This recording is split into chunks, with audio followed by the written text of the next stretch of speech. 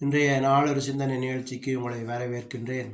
இன்றைய நாளொரு சிந்தனை நிகழ்ச்சியில் நாங்கள் பார்க்க போவது சந்தோஷத்தை பற்றி. சந்தோஷம் என்பது இந்த உலகத்திலிருந்து சந்தோஷம் விடுபட்டு விட்டது. அப்படி இருந்தால் கூட ஒரு 50% தான் இருக்கும். அதுவும் இந்த வருஷ கடைசியோடு அதுவும் போய்விடும். இதை ஏன் சொல்லுகிறேன்னு சொன்னால், எந்த மனிதனை பார்த்தாலும் பிரச்சனை, எந்த குடும்பத்தை பார்த்தாலும் பிரச்சனை, எந்த ஊரை பார்த்தாலும் பிரச்சனை, எந்த நாட்டை பார்த்தாலும் பிரச்சனை. இப்படியாக மக்களோடு மக்களும் அடிபட்டு அங்கு பார்த்தாலும் பிரச்சனை பட்டு சந்தோஷம் இல்லாமல் இருக்கிறார்கள். அப்படி என்று இந்த வருஷம் முடிய நீங்கள் சந்தோஷமாக இருந்தீங்கன்னு சொன்னால் நீங்கள் பாக்கியவான்கள்.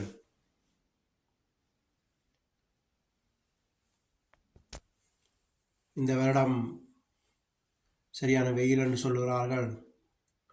இந்த வெயிலினால் எத்தனை சனங்கள் இறக்க நேரிடும். அதோடு வெயிலினால் விவசாயங்கள் இல்லாமல் எல்லாம் வறண்டு பஞ்சமும் துவங்கிவிடும். இதோடு யுத்தங்களும் பெருகி பூமியை எல்லாத்துலேயும் யுத்தம் நடக்கும். இப்படியாக நடக்கும்போது பஞ்சம் தலைவிரித்தாடும் சொல்வார்கள். அது மாதிரி பஞ்சம் வரும்போது சனங்கள் சாப்பாட்டுக்கு வழி இல்லாமல் வேதனைப்படுற காலங்கள் வரும். அதனால் நான் சொன்னேன், சந்தோஷம் விடுபட்டு விட்டது. அப்படி சந்தோஷமாக இருந்தால் நீங்கள் வாக்கியவார்கள்.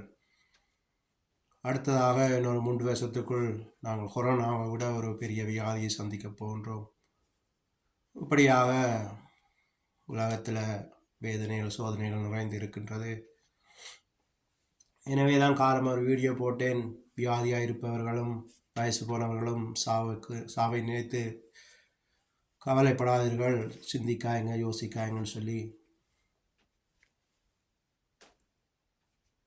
ஏனென்றால் ஒரு காலம் வரும் மனுஷன் சாவை தேடியும் சாவை காணாதிருப்பான்னு சொல்லி. நாங்கள் ஆசைப்பட்டாலும் சாவை எங்களை தேடி வராதான், விலகி ஓடி போவோம்னு சொல்லி பைபிளில் ஒரு வசனம் இருக்கிறது. காலையில் அதை போட்டுறான் வீடியோவில், அதை பார்த்தால் உங்களுக்கு தெரியும். அதனால் நான் சொல்லுகிறேன், சந்தோஷம் விடுபட்டு விட்டது.